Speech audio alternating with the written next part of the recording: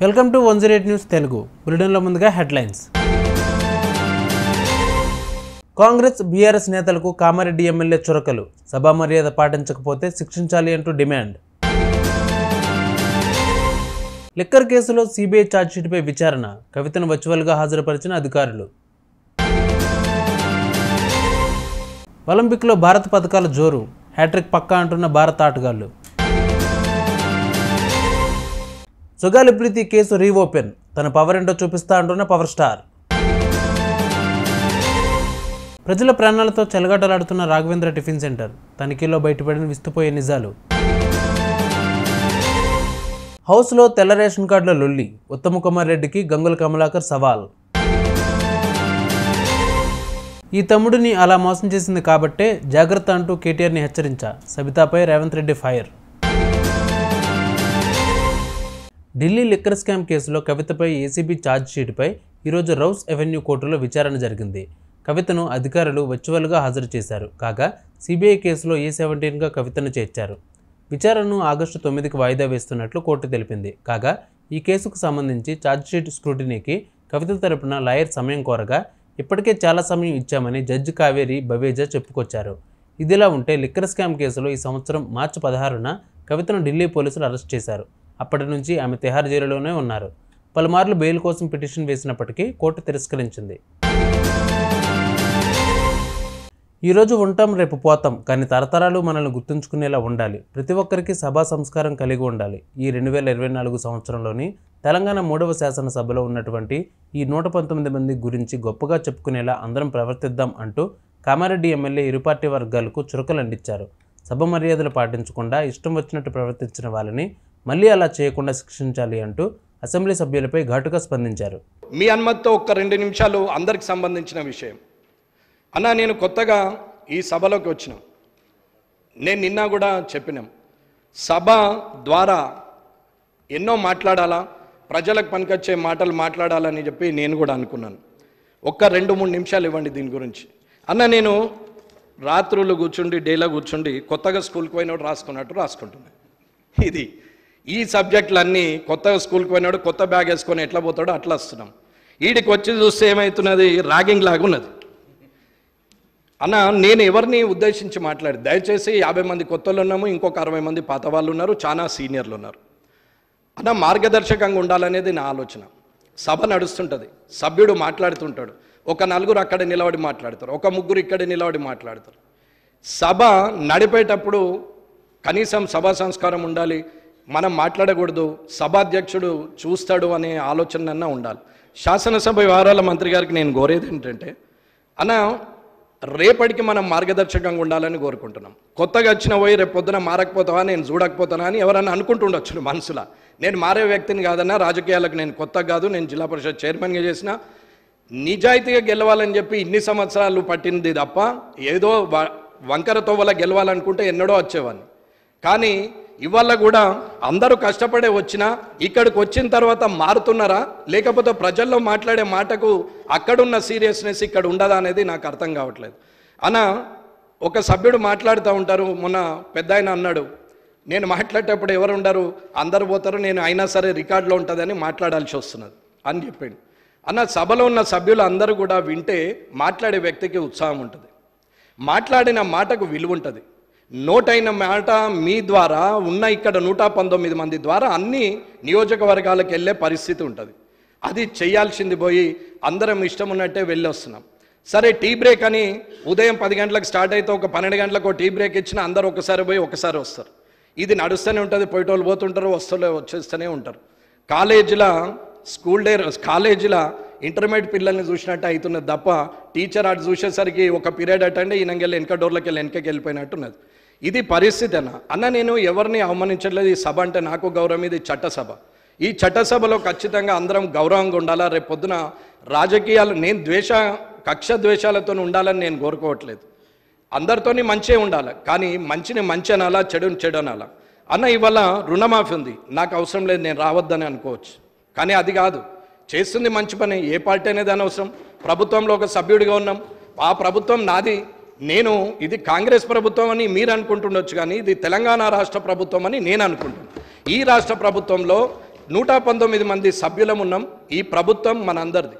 ఈ ప్రభుత్వం చేసే కార్యక్రమాలల్లో పోవాలా, కూర్చోవాలా. అక్కడ సోనియా గాంధీ గారిదో, రాజీవ్ గాంధీ గారిదో, రాహుల్ గాంధీ గారిదో మీరు ఫోటో పెడితే మేము వెళ్ళొచ్చేస్తుండే. కానీ అక్కడ ముఖ్యమంత్రి గారిది ఉంది, అక్కడ వ్యవసాయ శాఖ మంత్రి గారిది ఉంది, ఫైనాన్స్ మినిస్టర్ది ఉంది, కానీ ఇంకేది లేదు. అంటే ఇది రాష్ట్ర ప్రభుత్వము అని అనుకుంటున్నాం. మీరు కూడా అలాగే ఆలోచించమని చెప్తున్నా తప్ప నేను వేరే దాని గురించి ఏం మాట్లాడట్లేదు. తిట్టుకోవడం ఎంతసేపు అన్నా సెటైర్లు 100 వేస్తాను నేను కూడా. బయట నా అంత సెటైర్లు ఎవరు వేయనేయ్యరు, కానీ నేను అట్లా వేయను. ఎందుకు అని అంటే మాట్లాడడం, అరవడం, ఎదుటోళ్ళ మీద కామెంట్ చేయడం, అక్కడ మాట్లాడుతుంటే ఇక్కడ అడవడం, ఇక్కడ మాట్లాడితే ఇక్కడ అరవడం అనేది నడుస్తూ ఉన్నాను రోజులు. ఏం లాభం, ఏమవుతుంది అనేది నా ఉద్దేశం.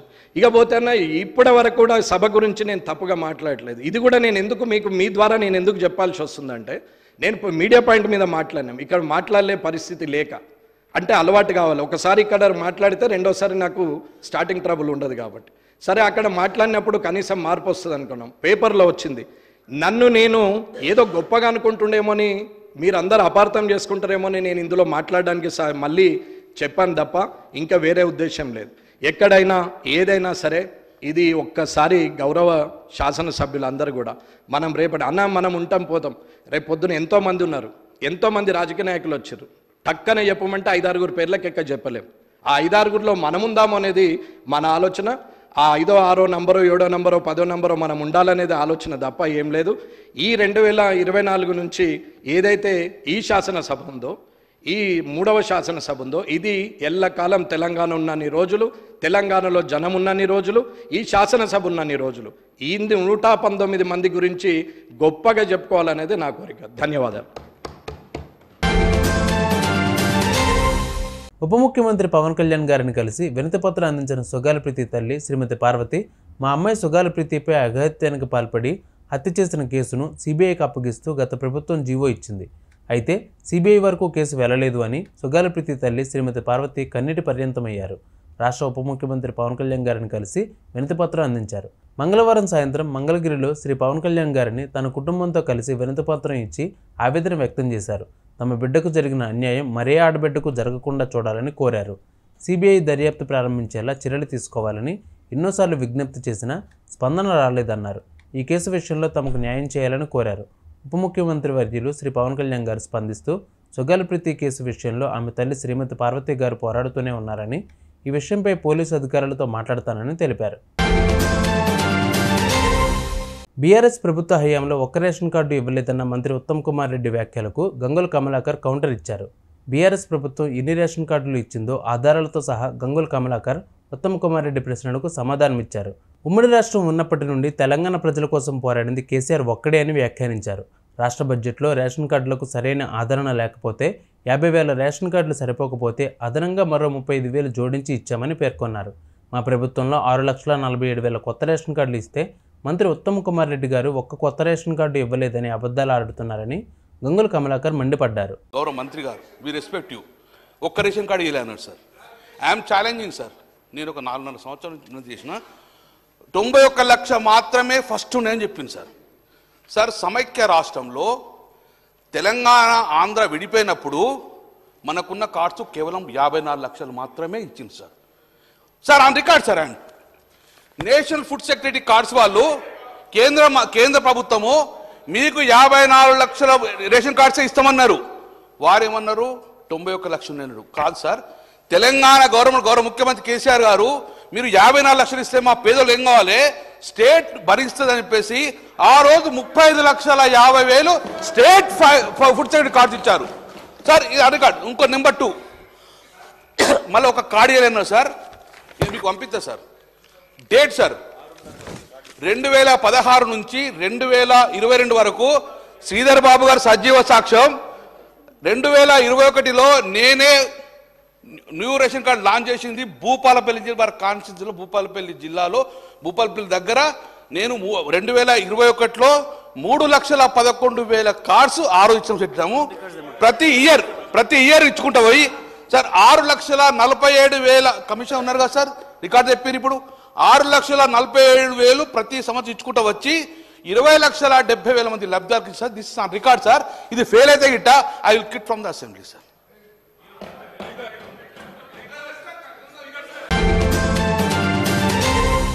సంగారెడ్డి జిల్లా బేరంగూడలోని రాఘవేంద్ర టిఫిన్ సెంటర్లో దారుణం చోటు చేసుకుంది. చట్నీలో స్విమ్మింగ్ చేస్తున్న పురుగులు, నాణ్యత కరువే కంపు కొడుతున్న టిఫిన్స్, పాడైపోయిన చట్నీలు వేసి ప్రజల ప్రాణాలతో చెలగాటాలాడుతున్న రాఘవేంద్ర టిఫిన్ సెంటర్ నిర్వాహకులు.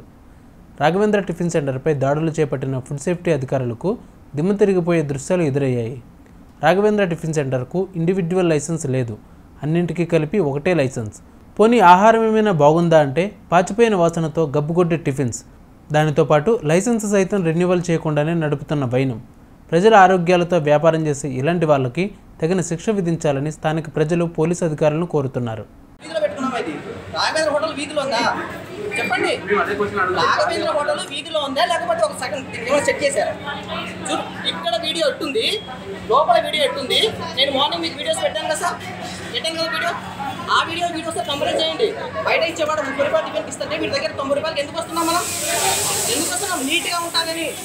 మనకి 30 రూపాయలు పెట్టలేక కాదు, వాళ్ళ దగ్గర నీట్గా ఉంటుందేమో, వీడు ఏమన్నా మెయింటైన్ చేస్తాడేమో అనే ఉద్దేశం మీద మనం ఇంటికి వస్తాము. సబితా ఇంద్రారెడ్డి తనను మోసం చేశారని సీఎం రేవంత్ రెడ్డి అసెంబ్లీలో ఆరోపించారు. 2019లో మల్కాజ్గిరిలో పోటీ చేయాలని కాంగ్రెస్ నన్ను కోరింది. అక్కడ పోటీ చేస్తే అండగా ఉంటానని సబితక్క మాట ఇచ్చారు. కానీ నాకు టికెట్ వచ్చిన వెంటనే కేసీఆర్ మాటలు నమ్మి బీఆర్ఎస్లో చేరారు. అధికారం కోసం బీఆర్ఎస్లో చేరి మంత్రి పదవి తీసుకున్నారు.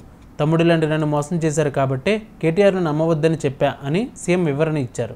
సబితక్క ఈరోజు నేను నిన్ను కాంగ్రెస్ పార్టీలోకి రమ్మన్నా, పెద్ద లీడర్ అవుతావు అని చెప్పినా,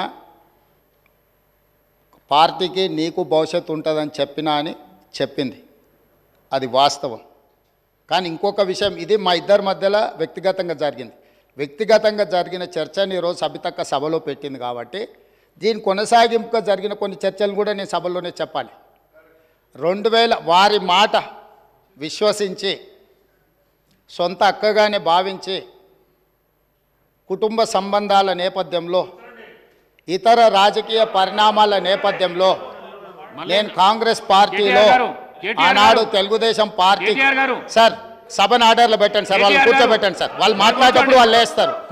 2018 శాసనసభ ఎన్నికల్లో కూర్చోండి రాజశేఖర రెడ్డి గారు, నేను కొడంగల్ శాసనసభలో ఓడిపోయిన తర్వాత 2019 పార్లమెంట్ ఎన్నికలు వచ్చినప్పుడు కాంగ్రెస్ పార్టీ నన్ను పార్లమెంటుకు పోటీ చేయమని అన్నప్పుడు ఇదే సబితక్క ఇంటికి వెళ్ళి ఇదే సబితక్క నన్ను పిలిచి నువ్వు మల్కాజ్గిరి పార్లమెంట్లో పోటీ చేయి, ఎన్నికల్లో నీకు అండగా నిలబడతా అని నాకు మాట ఇచ్చి పార్టీ నన్ను ఎంపీగా డిక్లేర్ చేసిన మరుక్షణం టీఆర్ఎస్ తో మాట్లాడుకొని పోయి టీఆర్ఎస్ లో చేరింది అధ్యక్ష.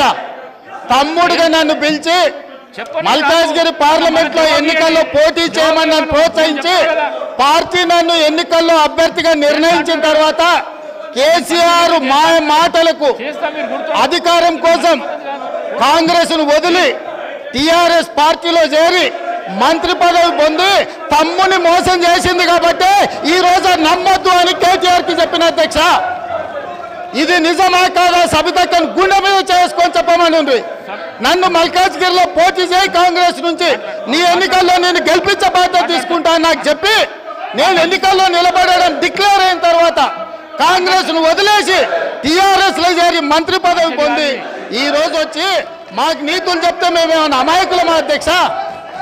కాబట్టి ఇవన్నీ చర్చలు ఈరోజు నేను ఏ మాత్రం కూడా వాళ్ళ పేరు తీసుకోకపోయినా మీరు వారికి అవకాశం ఇచ్చిండ్రు. మీరు అవకాశం ఇచ్చినందుకు నేను అభ్యంతరం చెప్పలేదు. ఇంకేమైనా చర్చ ఉంటే ఇప్పుడు కొత్త గవర్నర్ గారు వస్తుండ్రు, ఎయిర్పోర్ట్కి వెళ్తున్న గవర్నర్ గారిని రిసీవ్ చేసుకోవడానికి మళ్ళీ వెనక్కి వచ్చి అన్ని వివరాలు నేను అన్నిటికీ సమాధానం చెప్తా. మా డిప్యూటీ చీఫ్ మినిస్టర్ గారు అప్పటి వరకు సభను నడుపుతారు. కొత్త గవర్నర్ గారిని రిసీవ్ చేసుకొని రాజ్భవన్ విడిచిపెట్టి మళ్ళీ సభలోకి వస్తా అధ్యక్ష. అందరికీ కలిపి సమాధానం చెప్తా అధ్యక్ష. ధన్యవాదాలు అధ్యక్ష. ఒలింపిక్స్లో మహిళల సింగిల్స్ రెండో రౌండ్లో పీవీ సింధు విజయం సాధించారు. ఎస్తోనియాకు చెందిన కిస్టిస్పై 21-5, 21-10 పాయింట్ల తేడాతో ఆమె గెలుపొందారు. దీనితో ఆమె రౌండ్ 16 ప్రీ క్వార్టర్స్కు చేరుకున్నారు. ప్యారిస్ ఒలింపిక్స్లో మరో భారత్ ప్లేయర్ పథకానికి చేరువయ్యారు. 50 మీటర్ రైఫిల్ థర్డ్ పొజిషన్ ఈవెంట్లో స్వప్నిల్ కుసాలే ఫైనల్ చేరారు. 590 పాయింట్లతో 7వ స్థానంలో నిలిచారు. రేపు మధ్యాహ్నం 1 గంటకు జరిగే ఫైనల్లో సత్తా చాటి టాప్ 3లో నిలిస్తే గనక భారత్ ఖాతాలో మరో పథకం చేరనుంది. కాగా 3rd పొజిషన్ షూటింగ్ అంటే పడుకుని మోకాలపై కూర్చుని అలాగే నిలబడి షూట్ చేయాల్సి ఉంటుంది. చూసారుగా, ఇవి వాళ్ళ బులెటిన్ అప్డేట్స్. మరిన్ని అప్డేట్స్తో మళ్ళీ మీ ముందుకు వస్తాను. అంతవరకు కీప్ వాచింగ్ 108 న్యూస్ తెలుగు.